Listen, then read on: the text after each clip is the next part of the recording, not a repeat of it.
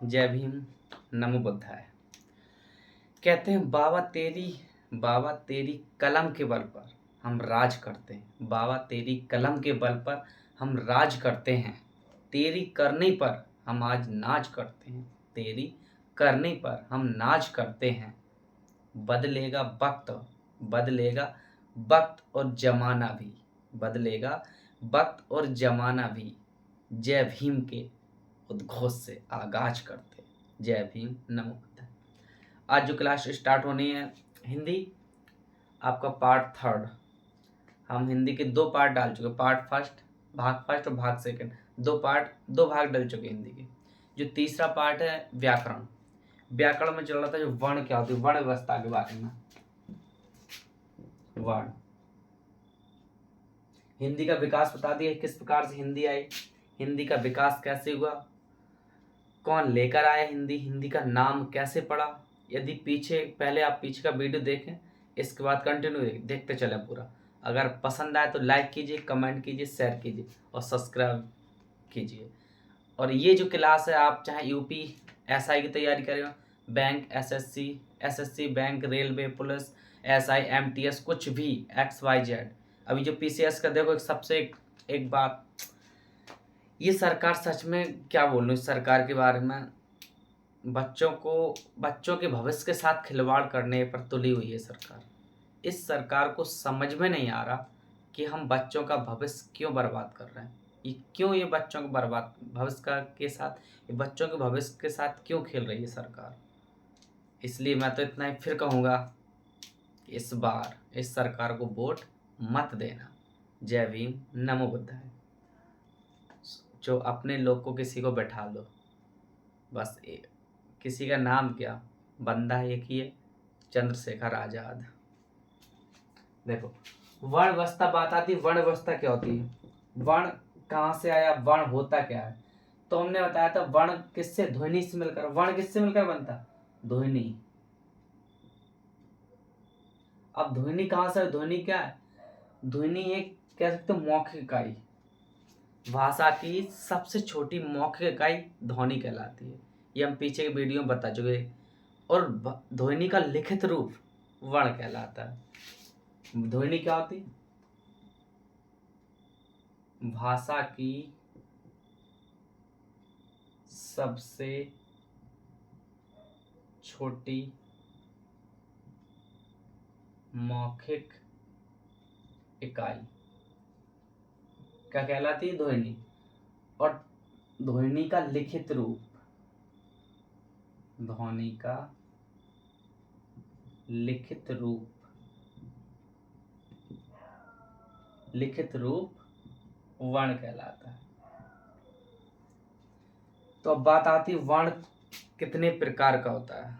ये मैं जो बता रही हूँ पूरा पीछे में जो मैंने वीडियो डाल चुका हूँ, पीछे के वीडियो मैंने सब कुछ बता दिया। अब बात आती सीधा अपने पॉइंट टू पॉइंट चलते हैं, क्योंकि ज़्यादा बात नहीं करनी, ताकि हमें समय को वेस्ट ना कर, मतलब समय को बर्बाद नहीं करना, और हमें अपना पूरा फोकस किस पर देना, पढ़ाई पर। इसलिए वर्ण मैंने बताया था, वर्ण का जो टाइप्स होता है, वर्ण कितने प्रकार के होते हैं, दो प्रकार से। वर्ण को हम दो भागों में तोड़ देते हैं, एक स्वर, दूसरा व्यंजन। एक स्वर, दूसरा व्यंजन। बात आती स्वर क्या होता, व्यंजन क्या होता। मैंने यहां तक बता दिया था, जो स्वर होते क्या होते, स्वतंत्र। ये स्वतंत्र होते, ये स्वतंत्र नहीं होते, स्वतंत्र नहीं होते। स्वर स्वतंत्र होते जबकि व्यंजन स्वतंत्र नहीं होते। मतलब अगर अपनी सीधी परिभाषा हम डायरेक्ट जो किताबों में लिखी रहती वो अलग, मतलब हमें समझने के लिए हम कह सकते, मतलब जिसको किसी की आवश्यकता नहीं होती, जिन वर्णों को जब हम बोलते समय किसी दूसरे की आवश्यकता ना हो, स्वर कहलाते हैं। स्वर वर्ण, स्वर क्या होते, जिन्हें बोलते समय जो मुख से वायु निकलती से बोलते प्राण वायु, तो प्राण वायु को निकलने में कोई कठिनाई ना हो, जिस वर्ण को बोलते। जैसे हम व्यंजन बोलते का, खा, का के साथ डबल अक्षर का तो आ रहा, का के साथ आ रहा, आ ए आता, आ बोलते, लेकिन उसको क्या कहते ए। कै, खे, खा के साथ आ रहा, आ एक स्वर होता। और जबकि हम स्वर बोलते हैं ए, बस ए। स्वर की संख्या कितनी होती है? देखा जाए तो मूल स्वर कितने होते हैं? मूल स्वर की संख्या होती है 4, लेकिन बात की जाए कुल स्वर, कुल स्वर कितने होते हैं? 11। अब कौन कौन से 11 होते हैं, इसके बाद बताएंगे आपको व्यंजन। पहले चलते एक लेसन को लेके, अर्थात पहला पार्ट क्या हमारा स्वर को लेकर, फिर दूसरे नंबर पे चलेगा क्या? व्यंजन को लेकर। तो पहले हम पढ़ाते स्वर। स्वर क्या होते? देखो, इसको हटा देते हैं, बात आती स्वर की। तो मैंने कहा कुल स्वर कितने होते? 11। कुल स्वर होते 11। 11 भी होते, 13 भी होते, याद रखना। 13 किस्म होते मूल भाषा में।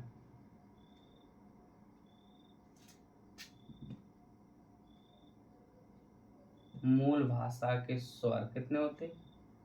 अगर क्वेश्चन पूछे मूल भाषा के स्वर होते 13, अपने हिंदी में स्वर कितने हिंदी में होते? 11। मूल भाषा किसे कहते? क्या है? संस्कृत। अतः संस्कृत में जब स्वर पूछे तो 13, और हिंदी में स्वर कितने? 11। कौन कौन से? देखो, छोटा आ, ए आ, छोटा ई, बड़ा ई, उ ए, री, ए, आए, ओ, आओ।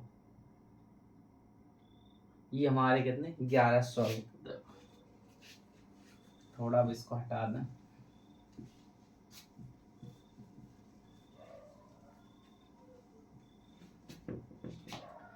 देखो, अगर हिंदी में स्वर का कितने होते? 11 है, ठीक। अगर हिंदी में स्वर का है 11, और वैसे अगर संस्कृत में हमने कहा मूल भाषा में स्वर का है तो कितने? 13 है। 13 में कौन कौन आ जाते? एक तो लिर, ये लग जाता, और एक ये री का डबल री, ये 2 लोग और में इसके साथ जुड़ जाते तो कितने हो जाती संख्या? 13। अभी कितनी संख्या? 11 है, ठीक। इतना बस याद रखना। अब बात आती स्वर होते कितने हैं? 11 तो होते, संख्या 11 होती, लेकिन इनके प्रकार कितने होते स्वर के? स्वर के प्रकार देखो,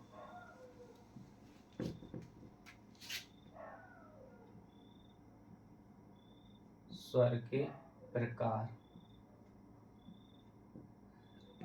याद रखना। स्वर कितने? 5 प्रकार का होता है, दिमाग में बैठा लो। स्वर कितने? 5 प्रकार।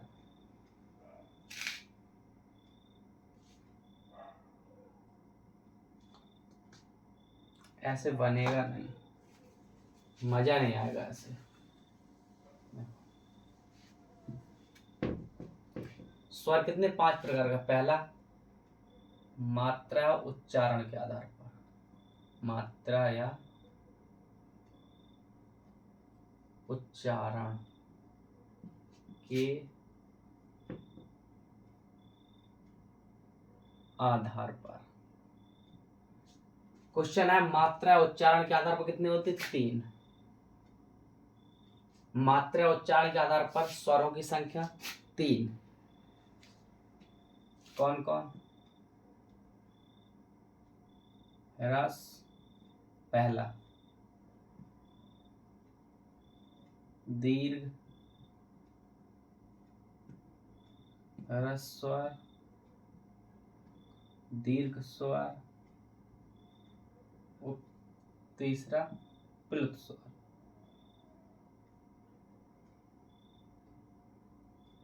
प्लुत स्वर, ह्रस्व स्वर, दीर्घ स्वर, प्लुत स्वर। अब ये क्या होते हैं? बात ये आती, जो ह्रस्व स्वर होता इसका ही दूसरा नाम कह सकते हैं। ह्रस्व स्वर को ही कहते लघु स्वर, इन्हीं को कहते लघु स्वर। इन्हीं को कहा जाता है एक मात्रिक स्वर। एक मात्रिक, मात्रा के आधार पर जिसमें एक मात्रा, इसी को कहते हैं मूल स्वर, इन्हीं को मूल स्वर, इसी को कहते हैं लघु या इसी को कहते हैं छोटा स्वर। अब दूसरा बार आते हैं दीर्घ स्वर क्या होते हैं, अभी बताएंगे कौन कौन से। अगर ह्रस्व लघु एक मात्रक मूल स्वर इनकी संख्या पूछे, इनकी संख्या होती 4। बात आती है दीर्घ स्वर, दीर्घ स्वर को कहा जाता गुरु, गुरु। इसका दूसरा नाम ये वाला एक मात्रिक, तो अगला कौन सा द्विमात्रिक, ये होता द्विमात्रिक। ऐसे इसे छोटा कहते, इसको कहते बड़ा, इसका नाम संधि स्वर भी होता है, इसे संधि स्वर भी कहते हैं। इसकी संख्या होती कितनी 7। देखो टोटल स्वर कितने होते 11, टोटल स्वर की संख्या 11 और ह्रस्व स्वर की संख्या 4, अब बचा कितना 7, तो दीर्घ स्वर कितना होता 7, 7 4 11। अब बात आती 7 तो ये हो गया, 4 ये हो गया, अब बचा क्या, कुछ नहीं। तो प्लुत स्वर क्या होगा, टोटल स्वर तो 11 ही होते। देखो याद रखना जो ह्रस्व स्वर लघु या, अब जब हमें याद करने के पेपर में हमारे लिए दो इंपॉर्टेंट है, बस बहुत इंपॉर्टेंट है, ह्रस्व स्वर और दीर्घ स्वर। कैसे, देखो बात आती है ह्रस्व स्वर, इसका देखो प्लुत स्वर क्या होता है, प्लुत स्वर का मतलब होता है किसी चीज को हम लगातार कंटिन्यू बोलते रहे, अर्थात जैसे किसी पानी में हम पत्थर को फेंकें, कॉमन एग्जाम्पल दें, किसी पत्थर को यदि हम पानी में फेंकें या कुएं के अंदर फेंकें तो उससे जो आवाज आती है, काफी देर तक आवाज आती रहती, वो प्लुत स्वर का ही रूप ले लेती। जो आवाज आएगी किसी भी पानी में पत्थर फेंके या हम किसी दीवार में कुछ ईंटा मारे तो आवाज आएगी, तो जो आवाज निकलेगी, जो एक आवाज जो प्लुत स्वर का ही रूप ले लेती। मतलब हम किसी भी शब्द को थोड़ा ऊंची आवाज में बोले, थोड़ा गहरा सांस लेकर बोले, जैसे नहीं कहते ओ ए आ ए ओ, मतलब जिसको हम थोड़ा सांस अंदर लेके थोड़ा गहरी सांस के साथ बोलते हैं, वो सब क्या होते, प्लुत स्वर में आते। क्वेश्चन पूछा था प्लुत स्वर की संख्या कितनी होती, जो प्लुत स्वर की संख्या होती 8। अब बात आती 7 तो हो गया दीर्घ स्वर और 4 हो गया ह्रस्व स्वर, फिर ये 8 कहाँ से, टोटल तो 11 स्वर होते। तो देखो जो ह्रस्व स्वर या मूल स्वर ये पेपर में पूछा जाता है, तो बिल्कुल दिमाग में बिठा लो। तो ह्रस्व स्वर क्या होता है, कौन कौन से होते, देखो जो ह्रस्व स्वर होता कौन कौन, छोटा आ, छोटा ई, छोटा ऊ और री, इनको कहते हैं ह्रस्व या मूल स्वर। ह्रस्व या मूल स्वर हमने कहा था 4 होते, ये होगा 4। बात आती दीर्घ स्वर, दीर्घ की संख्या कितनी, जब ये 4 हो गया, अब ये कितने 7, बचा कौन, देखो छोटा ए यहाँ चला गया तो यहाँ क्या आएगा, बड़ा है। छोटा ई यहाँ आ गया तो यहाँ क्या आएगा, ई, बड़ा ई। यहाँ ऊ छोटा है, यहाँ क्या आएगा, जो बचा है वो उसमें बड़ा ऊ। यहाँ री चला गया, अब क्या आएगा सीधा ए आए ओ और आओ। ये अब तुम लोग कोई सोच रहा हो अंग आहा क्या होते, अंग और आहा, इन दोनों को हम स्वर नहीं मानते। अंग को कहते अनुस्वार, आहा को कहते विसर्ग, अर्थात ये दोनों को कहते अयोग बाह्य। ये दोनों क्या होते, इन्हें कहा जाता अयोग बाह्य।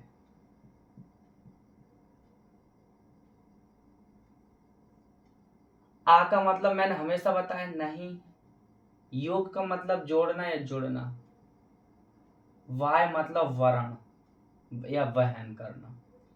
मतलब अयोग बाय ऐसे शब्द होते, ऐसे वर्ण होते जिनको व्यंजनों के साथ कभी नहीं जोड़ा जाता, जो व्यंजनों के साथ अपना वर्ण वहन नहीं करता था, जो व्यंजनों के साथ नहीं लगाए जाते, उन्हें कहते अयोग बाह्य, जो व्यंजन के साथ कभी नहीं जोड़ते। तो अंग को कहते अनुस्वार और आहा को कहा जाता विसर्ग। अंगा, अनुस्वार और विसर्ग होते, इनको हम स्वर में नहीं जोड़ते। देखो मैंने कहा ह्रस्व स्वर कितने होते, आ ई उ री 4, इसका दीर्घ स्वर बकाया कितने 7 ही हो गया।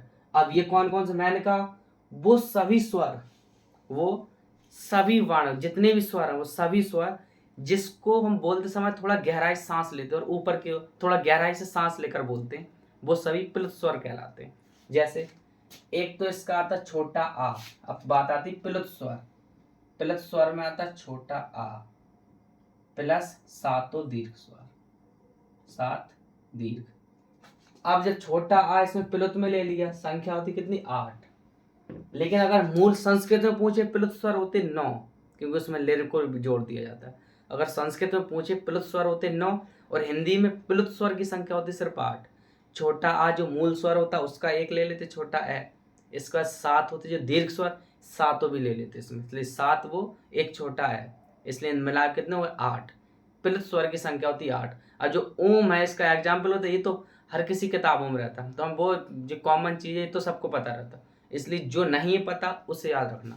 क्या एक चीज और, ये ह्रस्व स्वर एक मात्रा, जब हम मात्राओं को गिनते हैं तो एक मात्रा क्या, तो ऐसे ही दीर्घ की बात है, ये इसका पहचान होती, एक मात्रिक, द्विमात्रिक। प्लस स्वर में क्या होता है, ये जो दीर्घ है इसको बार बार आए डॉट डॉट डॉट डॉट, मतलब ये कहीं लगातार चलता रहे, क्या देश प्लस स्वर का निशान होता है, ये आपको पहचान है, इसके संकेत हैं। जब मात्रा गिनवाना सिखाएंगे तब आपको बताएंगे इसको क्या कहते, गुरु। ये छोटी मात्रा, एक मात्रिक, द्विमात्रिक, त्रिमात्रिक या 2 से अधिक, मतलब ह्रस्व स्वर क्या होते जिसको बोलने में कम समय लगे, और इससे दुगना समय जिसमें लगता है वो दीर्घ स्वर कहलाते, और इससे 3 गुना समय जिसको बोलने में लगता उसे हम प्लुत स्वर कहते हैं। अब समझ में। इसके बाद अब देखो कभी कभी इससे बोल के अगर इससे कह दे कि लघु, लघु का विलोम क्या रहेगा, एक बात याद रखना, उपसर्ग का विलोम उपसर्ग ही रहेगा सदैव, उपसर्ग का उपसर्ग, प्रत्यय का प्रत्यय। कैसे, अगर इसने कह दिया लघु का विलोम क्या होगा, लघु का आप दीर्घ मत लगाना, लघु का हमेशा क्या लगाओगे, लघु छोटा गुरु बड़ा, लघु के सामने गुरु। एक मात्रिक का द्विमात्रिक, ह्रस्व का पूछे तो दीर्घ, दिमाग में बिठा लिए। कभी भी एग्जाम वाला, पेपर वाला कभी भी जब भी उसे फंसाना होगा बच्चों को तो कैसा भी क्वेश्चन रख सकता है, इस बार भी याद रखना। तो ये क्या होगा, मात्रा उच्चारण के आधार पर हुए 3, ह्रस्व दीर्घ प्लुत।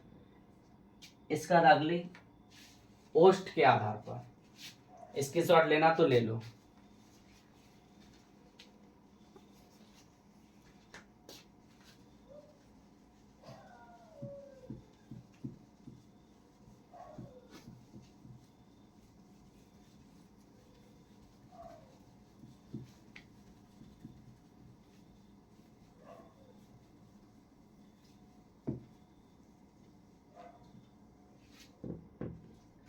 सेकंड जो होता ओष्ठ के आधार पर, ओष्ठ के आधार पर, ओष्ठ के आधार पर स्वर की संख्या, ओष्ठ के आधार पर होता है स्वर की संख्या 2, 2 प्रकार के स्वर होते, याद रखना। ओष्ठ के आधार पर 2 प्रकार के, टोटल स्वर 5 होते, पहला मात्रा उच्चारण के आधार पर, दूसरा ओष्ठ के आधार पर, सेकंड ओष्ठ के आधार पर। ओष्ठ के आधार पर भी कितने होते, 2। कौन कौन, एक होता वृत्ताकार और दूसरा आवृत्ताकार। अब वृत्ताकार आवृत्ताकार क्या होता, या इसी को कहते आवर्तुल। जब ये आवर्तुल है तो इसका आ हटा देंगे, क्या हो जाएगा वर्तुल। अब देखो वृत्ताकार, अब देखो इससे समझ आ रहा है वृत्ताकार मतलब गोलाकार, गोल, और ये कैसा है आगोल।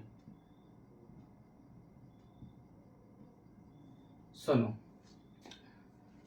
कहने का मतलब ओष्ठ के आधार पर वृत्ताकार मतलब ऐसे वर्ण जिनको बोलते समय ओष्ठ गोल आकार लेते, जैसे ओ,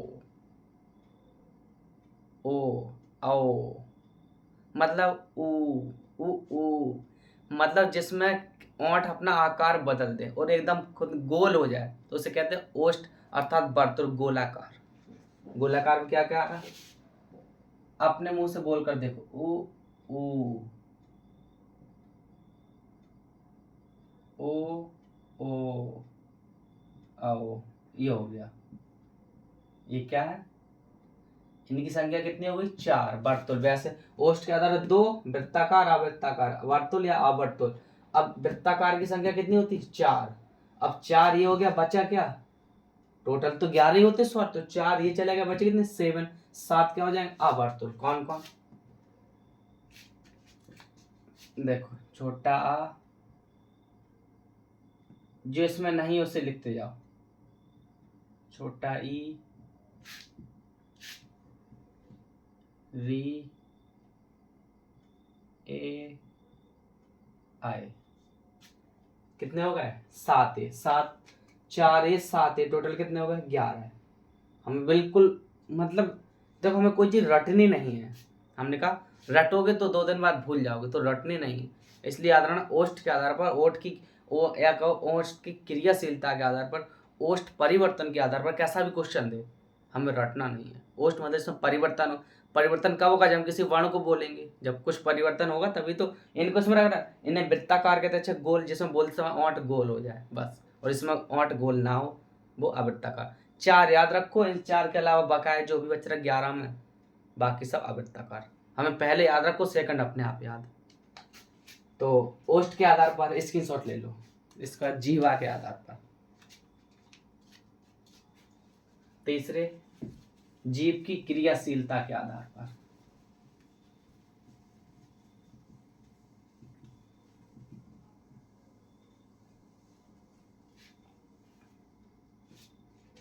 तीसरा, थर्ड, जीव की क्रियाशीलता। जीव की क्रियाशीलता के आधार पर, जीव की क्रियाशीलता के आधार पर अगर देखा जाए तो ये होते 3 प्रकार का।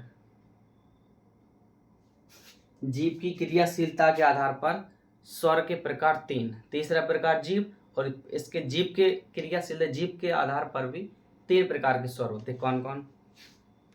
जैसे एक छोटा सा एग्जाम्पल दूं, जैसे लोग दौड़ लगाते, जैसे पुलिस की दौड़ होती, तो पुलिस की दौड़ मान के चलो, वो छोड़ो, एक छोटा सा एग्जाम्पल, जैसे 3-4 व्यक्ति हैं,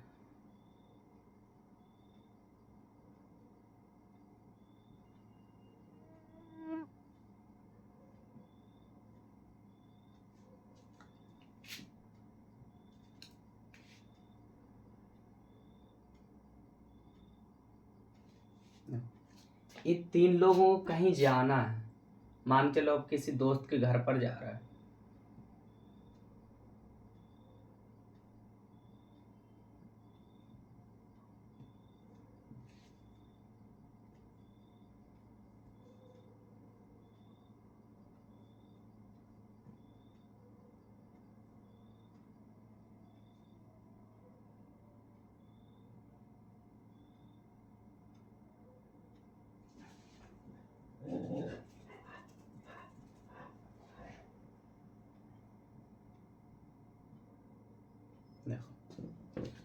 मान के चलो ये लोग हैं 4-5 हैं, मान के चलो और इनके साथ भी। अब इन्होंने मान के चलो दौड़ना स्टार्ट किया, ऐसे करते हैं। कोई व्यक्ति है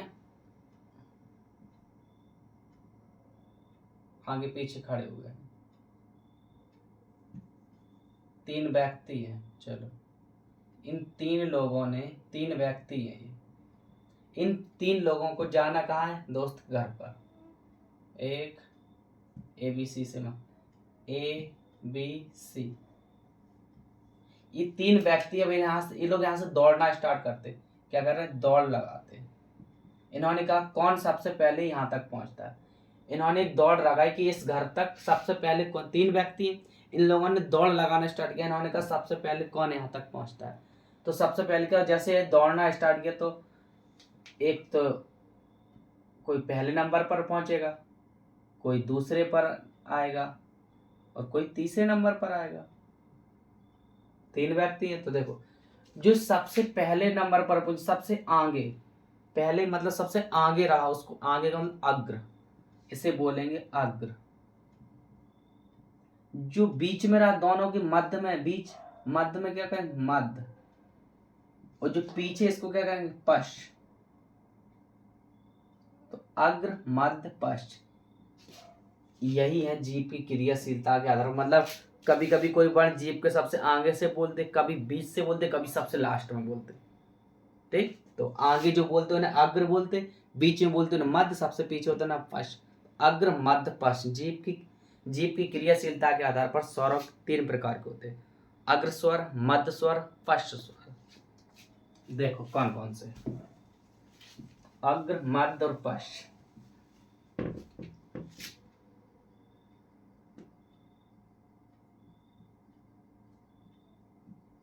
अग्र स्वर, मध्य स्वर और पश्च स्वर। पश्च स्वर, देखो सबसे पहले हम याद रखना, जैसे टोटल स्वर, हम इनको याद कैसे करें। टोटल स्वर कितने होते हैं, 11। देखो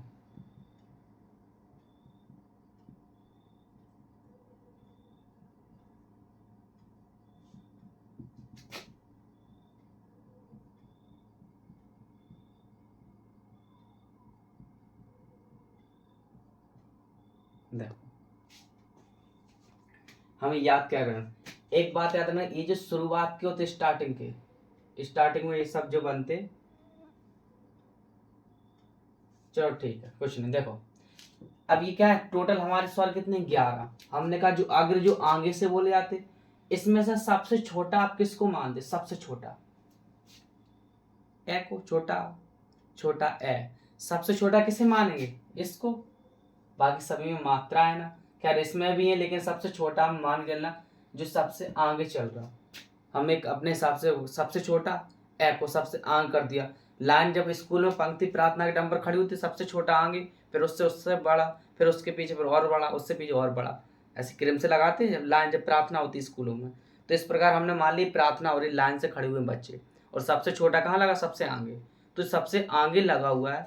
अब इसको देखो, और जब छोटा कहीं जाता बेचारा, कहीं भीड़ लगी तो कहाँ बीच में फंस जाता, देख नहीं पाता किस चीज को, जब छोटा होता। तो याद रखना, ये छोटा कहाँ फंसेगा, मध्य में। छोटा आ क्या होता, मध्य स्वर, छोटा आ। अब छोटा हो गया मध्य। अब अग्र क्या होता, आगे से कौन कौन से बोलते हैं, याद रखना। देखो कैसे याद रखोगे, इसके बाद क्या आएगा, बड़ा आ। देखो एक सबसे कॉमन, एक सबसे शॉर्टकट याद रखना, कैसे याद रखोगे, जहां 3 3 रहेंगे वो सबसे नीचे, जो 3 3 होंगे सब नीचे, जिसमें 3 नहीं होगा वो सबसे ऊपर। 3 3 देखो, 3 में क्या, बड़ा आ। देखो 3 में क्या रहेगा, 3 रह रहा, 3 बना लिया ये। हमें कहते हैं 3 किस में है, 3 ऐसे हो तो 3। अब इसी में डंडा लगा देंगे तो क्या बनेगा, बड़ा आ। फिर से 3 क्या हो गया, छोटा ऊ। फिर से 3 बड़ा ऊ। फिर से 3 ओ। और फिर से 3 आओ। जो 3 3 3 3 जिसके आगे, मतलब सिर्फ देखना 3 किस में आ रहा है, इसी से आ बना, ऊ बना, ओ बना, औ बना। 3 3 जिसमें आ रहा, अब बचा क्या, वो सब बस पीछे हो गए, ये सबसे बड़े हैं, सबसे लाइन में पीछे खड़े। अब बचा क्या, देखो ये चला गया, ये पीछे बीच में आ गया, ये चला गया, ये गया, 3 3 इसमें, 3 ये गया, ये चला गया और ये भी चला गया।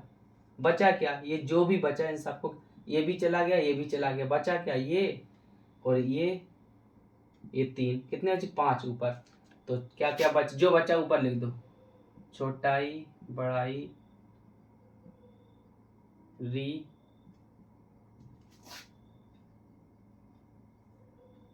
छोटा बड़ा, बस ऐसा ए आई और री, ऐसे ये हो गया। ये हमारे देखो 5 ऊपर, 5 नीचे, बीच में बेचारा छोटा तो सबसे मध्य में रख दो, तो मध्य स्वर। तो अग्र, मध्य, पश्च आपको याद रखना, याद हो गया। अगला चौथा,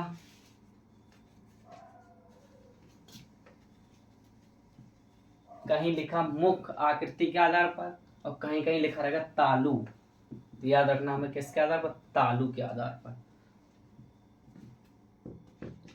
चौथा स्वर होता तालु के आधार पर, तालु की, चलो तालु के आधार पर। अब बात आती, पहले होता तालु होता क्या है। सबसे पहले बच्चों को ये पता नहीं था तालु क्या होता है। जैसे हमारा दांत है, दांत के ऊपर क्या रहता है, मसूड़ा। दांत के ऊपर मसूड़े क्या बोलते, मूर्धा। देखो एक चीज, सबसे पहले क्या रहते हैं, दांत। दांत किससे लगे रहते, मसूड़े से। इसे मसूड़े क्या बोलते हैं, मूर्धा। अब यहीं से लगा रहता, देखो मसूड़े जहां खत्म होते दिखाई नहीं देते, कहाँ समाप्त हो रहा है। इसके जब मसूड़े जब खत्म होते तो इसके ऊपर क्या रहता, इसी को बोलते हैं तालु। तालु के बाद नोज, नाक। तालु के बाद रहते नाक, और नाक के बाद क्या रहता, काकल। काकल बोलते हैं, काकल। अब ये आगे चलेगा, होते क्या है देखो। तालु कहाँ है, हम कह सकते मूर्धा, और ये क्या है, नोज। मूर्धा और नोज के बीच में क्या होती, तालु। दांत के नीचे क्या रहते, दांतों के नीचे क्या रहती, जीभ। दांतों के नीचे रहती जीभ।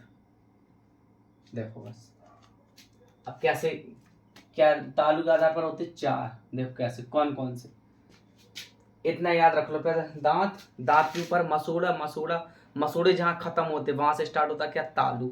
और तालु कहां तक जाता, नाक तक। जो नोज की क्रिया रहती, जो नोज अंदर फैल, नोज तक क्या रहता, अंदर तक, तालु। और तालु कहाँ खत्म होता, नाक पर। और नाक के बाद आता काकल के जीभ नीचे देखा जाए। और जीभ जब अंदर से देखो तो जीभ की जो क्रिया है फिर नीचे क्या पहुंच जाता, फिर नीचे गलाला या नीचे तक गला। हमें नीचे नहीं पढ़ना, हमें सिर्फ हिंदी में समझना है किसको क्या कहते हैं। अब देखो चार प्रकार का होता है तालु के आधार पर, कौन कौन। देखो इसको अब मैट करें।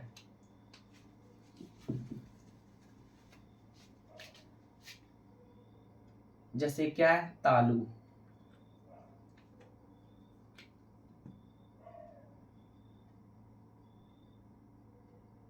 क्या है, तालु। तालु। तालु के नीचे क्या रहती, जीभ। देखो कभी कभी क्या रहता, जो जीभ रहती, अगर जीभ नीचे, दांत यहाँ, दांत मसूड़ से लगा। और कभी कभी क्या रहती, जीभ यहाँ से एकदम उठ के ऐसा ऐसा यहाँ मिल जाए जीभ। अगर जीभ को नीचे से ऊपर उठा दें तो देखो मुंह बंद हो जाएगा। जीभ ऊपर मिला दें तो मुंह बंद हो जाएगा। और जब बंद हो जाएगा, जैसे क्या कहते हैं, बंद की अवस्था। बंद हो गया, बंद। पहला एम है, चार प्रकार होते। पहला, दूसरे में तो आगे जीभ आगे मिले। अगर ये जीभ आगे ना मिलकर अगर पीछे मिल जाए, देखो ऊपर तालु और क्या जीभ यहाँ से मिल जाए ऐसे पीछे से। अगर जीभ पीछे मिल जाए तो क्या, तो आगे से मुंह देखो खुल जाएगा। आगे से मुंह खुल गया, ऐसे क्या कहोगे, खुला। पहला प्रकार ए बी, दूसरा प्रकार, पहला बंद, दूसरा खुला। देखो तीसरा और चौथा एक में आ जाएगा। देखो एक तो आगे से पहले बंद हो गया, तो जीभ अगर नीचे, जीभ ऊपर तालु को टच कर दे तो बंद मुंह, उसे कहते बंद। अगर जो ऊपर तालु है और तालु नीचे, देखो जीभ, ये क्या है, तालु। अभी बता चुके, तालु नीचे क्या है, जीभ। अगर जीभ आगे से तालु को आगे मिल जाए तो जीभ बंद हो जाएगी, मुंह बंद हो जाएगा, तो बंद की अवस्था। दूसरे में अगर जीभ नीचे से अगर पीछे टच करे तालु की तो पीछे क्या होगा, पीछे बंद हो जाएगा, वह आगे से मुंह खुल जाएगा, इसे कहेंगे खुला। और कभी कभी क्या होता है, जीभ हमारे क्या बीच में टच कर दे तालु के, ये तालु है, अगर तालु के बीच में जीभ टच करते ऐसे, तो अगर बीच में,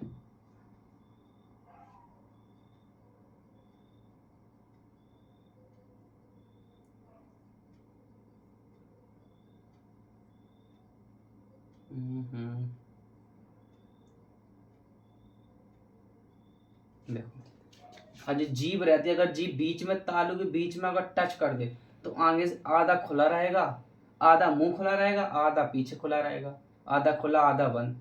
तो हम क्या कह सकते, आधा बंद। देखो आगे पूरा बंद हो गया तो आधा बंद, इसे क्या कहोगे, आधा बंद, आधा बंद। आगे से आधा बंद और आधा खुला। और जब देखो यहाँ से आधा आधा आधा हो रहा, आधा बंद और आधा खुला।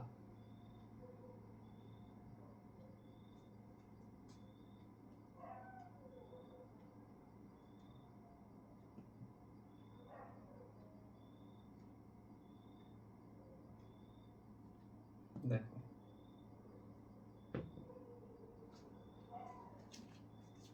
तो ये हो गया तीसरा प्रकार और ये हो गया चौथा प्रकार। अब सुनो, देखो पहला, दूसरा, तीसरा, चौथा। अब देखो जो बंद होता है इसी को, बंद पेपर में बंद नहीं आता, इसे बोलते समवृत्त। याद रखना, जो बंद होता है इसे कहा कहते, क्या कहते, समवृत्त। बंद होते समवृत्त और जो खुला होता है उसे कहते विवृत्त। से समवृत्त है, ये विवृत्त है। अब देखो बंद को क्या कहा, समवृत्त। जो आधा बंद आता अर्ध समवृत्त, असमवृत्त कह दो यार। और जो आधा खुला है इसे अविवृत्त या अर्धविवृत्त, अविवृत्त।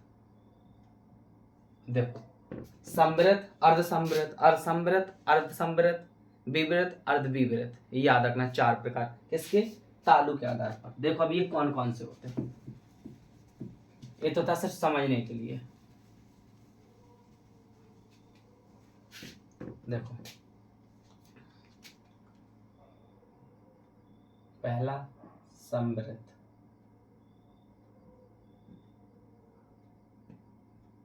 दूसरा अर्ध समवृत्त कह दो, अर्ध समवृत्त, तीसरा विवृत्त, चौथा अर्धविवृत्त, अर्ध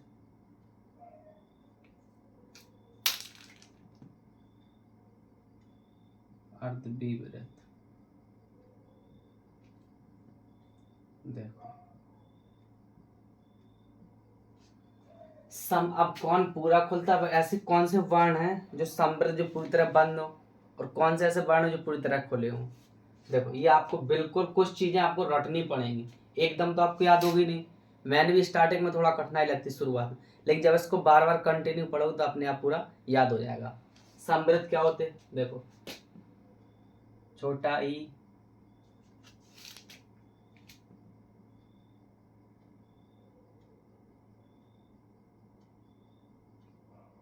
देखो एक, चलो अच्छा, छोटा ई बड़ा ई, छोटा ऊ बड़ा ऊ और री, ये क्या होते, समवृत्त।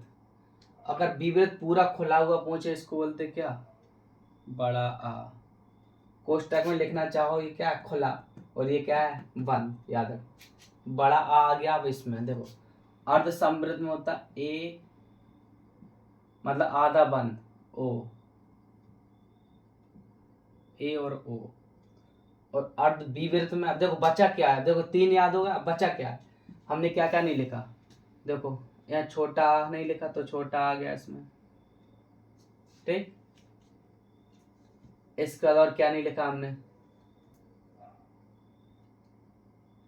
ना ना सॉरी, इसमें छोटा और इसमें बड़ा आ। याद रखना, थोड़ा कंफ्यूजन ऐसे होते कि अगर नहीं पढ़ोगे आप बार बार तो सब भूल जाओगे।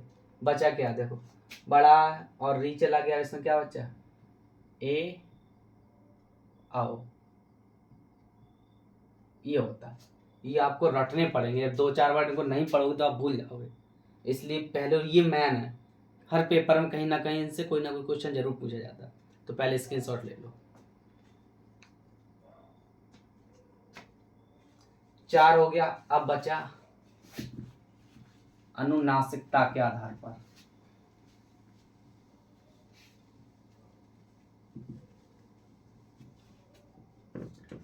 पांचवा प्रकार अनुनासिकता के आधार पर।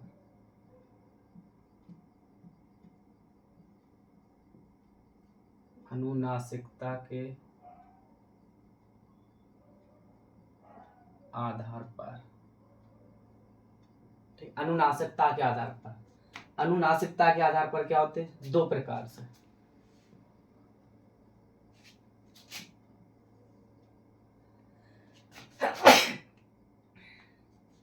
सॉरी, कौन कौन? अनुनासिकता के आधार पर दो। पहला अनुनासिक,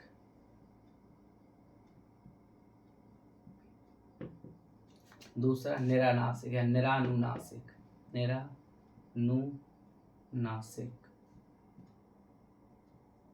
ये होते दो। बात आती अनुनासिक क्या था, निरानुनासिक क्या था। याद में जितने जो स्वर होते हैं, डॉट डॉट डॉट पूरे 11, अगर हम इनके ऊपर चंद्र बिंदु लगा दें, चांद बिंदु, जहां मात्रा लगी यहां सिर्फ बिंदी लगा दो, बस ये सभी क्या बन गए? अनुनासिक कहलाते। निरानुनासिक में क्या होता? निरानुनासिक में खास तौर से जो स्वर होते वो भी निरानुनासिक ही कहलाते। जो स्वर होते सभी बिना अगर में ये चांद बिंदी ना हो तो निरानुनासिक ही कहलाते। और खास तौर से निरानुनासिक में बोल देते, जैसे मामा, चाचा, ऐसे जो डबल डबल जो शब्द आते इसके अंदर कथी आते। बस ये था स्वर। स्वर थे पांचों खत्म। अब स्टार्ट होंगे आपके व्यंजन।